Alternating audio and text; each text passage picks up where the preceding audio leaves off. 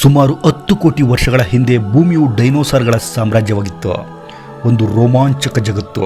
ಅಲ್ಲಿ ದೈತ್ಯಾಕಾರದ ಡೈನೋಸಾರ್ಗಳು ಆಡಳಿತ ನಡೆಸ್ತಾ ಇದ್ವು. ಕಾಡುಗಳಲ್ಲಿ ಟೈರಾನೋಸಾರಸ್ ರೆಕ್ಸ್ ತನ್ನ ಭಯಂಕರ ದವಡೆಗಳೊಂದಿಗೆ ಗುಡುಗುತ್ತಾ ಓಡಾಡುತ್ತಿತ್ತು. ಆಕಾಶದಲ್ಲಿ ಪ್ಲೆರೋಡ್ಯಾಕ್ಟಿಲ್ಸ್ ತನ್ನ ರೆಕ್ಕೆಯನ್ನು ಬಡಿದು ಹಾರಾಡ್ತಾ ಇದ್ವು. ಮತ್ತು ಆಳವಾದ ಸಮುದ್ರದಲ್ಲಿ ಮೋಸಾಸಾರಸ್ಗಳು ದೈತ್ಯ ಮೀನುಗಳಂತೆ ಈಜಾಡುತ್ತಾ ತಮ್ಮ ಬೇಟೆಯನ್ನು ಹಿಡಿದು ತಿಂತಾ ಇದ್ವು. ಎಲ್ಲವೂ ಅವುಗಳಿಗೆ ಸಂತೋಷದಿಂದ ನಡೆಯುತ್ತಿತ್ತು. ಸೂರ್ಯನ ಬೆಳಕು ಕೂಡ ಸಸ್ಯಗಳನ್ನು ಬೆಳೆಸ್ತಾ ಇತ್ತು. ಹರ್ಬಿವೋರ್ ಡೈನೋಸಾರ್ಸ್ಗಳು ಆ ಸಸ್ಯಗಳು ಹುಲ್ಲುಗಿಡಗಳನ್ನು ತಿಂದು ಮೇಯ್ತಾ ಇದ್ವು ಮತ್ತು ಕಾರ್ನಿವೋರ್ಗಳು ಅವುಗಳನ್ನು ಬೇಟೆಯಾಡ್ತಾ ಇದ್ವು. ಒಂದು ಪೂರ್ಣವಾದ ಆಹಾರ ಸರಪಳಿ. ಆದರೆ ಒಂದು ದಿನ ಆಕಾಶದ ದೂರದ ಕಡೆಯಿಂದ ಒಂದು ಭಯಂಕರ ಅಗ್ನಿಕುಂಡ ಧುಮುಕುತ್ತಾ ಬರುವಂತಾಯಿತು. ಇದು ಭೂಮಿಯ ಇಡೀ ಇತಿಹಾಸದಲ್ಲೇ ಅತ್ಯಂತ ದುರಂತವನ್ನು ತಂದೊಡ್ಡಿತ್ತು. ಇನ್ನು ವಿಜ್ಞಾನಿಗಳು ಈ ಅಗ್ನಿಕುಂಡವನ್ನು ಚಿಕ್ಸುಲೂಬ್ ಆಸ್ಟರಾಯ್ಡ್ ಎಂದು ಕರೆಯುತ್ತಾರೆ. ಇದು ಇಂದಿನ ಮೆಕ್ಸಿಕೋದ ಯುಕಟಾನ್ ಪ್ರಾಂತ್ಯದಲ್ಲಿ ನೇರವಾಗಿ ಬಿದ್ದಿತ್ತು. ಒಮ್ಮೆ ನೀವೇ ಅದರ ಗಾತ್ರವನ್ನು ಊಹೆ ಮಾಡಿ. ಅದು ಒಂದು ಸಂಪೂರ್ಣವಾದ ಪರ್ವತದಷ್ಟು ದೊಡ್ಡದು, ಸುಮಾರು 10 ಕಿಲೋಮೀಟರ್ ಅಗಲ. ಅದು ಭೂಮಿಯ ಮೇಲೆ ಬೀಳುವಂಥ ಕ್ಷಣ ಒಂದು ಭಯಂಕರವಾದ ಸದ್ದನ್ನು ಮಾಡಿತ್ತು. ಅದರಿಂದಾಗಿ ಭೂಮಿಯು ನಡುಗಿ ಭೀಕರ ಭೂಕಂಪವು ಎಲ್ಲೆಡೆಯೂ ಹರಡಿತ್ತು.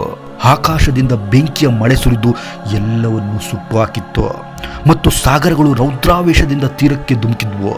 ದೊಡ್ಡ ದೊಡ್ಡ ಸುನಾಮಿಗಳು ಅಪ್ಪಳಿಸಿದ್ವು. ಧೂಳು, ಹೊಗೆ ಮತ್ತು ಉರಿಯುತ್ತಿರುವಂಥ ಕಣಗಳು ಇಡೀ ಆಕಾಶವನ್ನೇ ಸಂಪೂರ್ಣವಾಗಿ ಮುಚ್ಚಿಬಿಟ್ಟವು.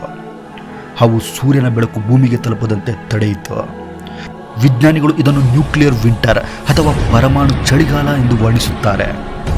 ಸುಮಾರು 1.5 ರಿಂದ 2 ವರ್ಷಗಳ ಕಾಲ ಇಡೀ ಭೂಮಿ ಕತ್ತಲೆಯಿಂದ ಆವರಿಸಿತ್ತು. ಈ ಕತ್ತಲೆ ಯುಗದಲ್ಲಿ ಭೂಮಿ ಶೀತಲಗೊಂಡಿತು. ಸಸ್ಯಗಳು ಒಂದೊಂದಾಗಿ ಸಾಯಲಾರಂಭಿಸಿದ್ವು. ಬೆಳಕಿಲ್ಲದೆ ಅವುಗಳ ಬೆಳವಣಿಗೆ ನಿಂತು ಹೋಯಿತು. ಸಸ್ಯಗಳನ್ನೇ ಆಧರಿಸಿದಂಥ ಹರ್ಬಿವೋರ್ ಡೈನೋಸಾರ್ಸ್ಗಳು ಅಂದರೆ ಟ್ರೈಸರಾಟಾಪ್ಸ್ ಅಥವಾ ಬ್ರಾಕಿಯೋಸಾರಸ್ ಆಹಾರಕ್ಕಾಗಿ ಅಪಹಪಿಸಿ ಹಸಿವಿನಿಂದ ಸಾಯಲಾರಂಭಿಸಿದ್ವು. ಇನ್ನು ಅವುಗಳನ್ನು ಬೇಟೆಯಾಡ್ತಾ ಇದ್ದಂಥ ಕಾರ್ನಿವೋರ್ ಡೈನೋಸಾರ್ಗಳು ಮತ್ತು ಟೈರಾನೋಸಾರಸ್ನಂತವೂ ಕೂಡ ತಮ್ಮ ಬೇಟೆ ಇಲ್ಲದೆ ದುರ್ಬಲಗೊಂಡು ಕೊನೆಗೆ ಸತ್ತು ಹೋದವು. ಕೆಲವು ಡೈನೋಸಾರ್ಗಳು ತಕ್ಷಣವೇ ಸತ್ತವು, ಆಘಾತದ ತರಂಗ, ಬೆಂಕಿಯ ಜ್ವಾಲೆಗಳು ಮತ್ತು ಧೂಳಿನಿಂದ. ಆದರೆ ಹೆಚ್ಚಿನವು ಆಹಾರ ಸರಪಳಿಯ ಕುಸಿತದಿಂದ ನಿಧಾನವಾಗಿ ಅಂತ್ಯ ಕಂಡವು. ಭೂಮಿಯು ಒಂದು ನಿಶ್ಶಬ್ದ ಸ್ಮಶಾನದಂತಾಯಿತು. ದೈತ್ಯಾಕಾರದ ಎಲುಬುಗಳು ಮಾತ್ರ ಉಳಿದಿದ್ವು. ಆದರೆ ಈ ದುರಂತದಲ್ಲಿ ಒಂದು ಆಸಕ್ತಿದಾಯಕ ತಿರುವು ಇದೆ. ಎಲ್ಲ ಡೈನೋಸಾರ್ಗಳು ಸತ್ತವೆ, ಸಂಪೂರ್ಣವಾಗಿ ಇಲ್ಲ. ಕೆಲವು ಚಿಕ್ಕದಾದ ಪಕ್ಷಿಗಳಂಥ ಡೈನೋಸಾರ್ಗಳು ಬದುಕಿಕೊಂಡವು. ಅವು ಗುಹೆಗಳಲ್ಲಿ ಅಡಗಿಕೊಂಡು ಬೀಜಗಳು ಅಥವಾ ಕೀಟಗಳನ್ನು ತಿನ್ನುತ್ತಾ ಆ ಕಠಿಣ ಕಾಲವನ್ನು ದಾಟಿದವು. ಇಂದು ನೀವು ನೋಡುವಂಥ ಗಿಳಿ, ಕಾಗೆ, ಕೋಳಿ ಇವೆಲ್ಲವೂ ಕೂಡ ಆ ಪುರಾತನ ಡೈನೋಸಾರಸ್ಗಳ ವಂಶಸ್ಥರೇ.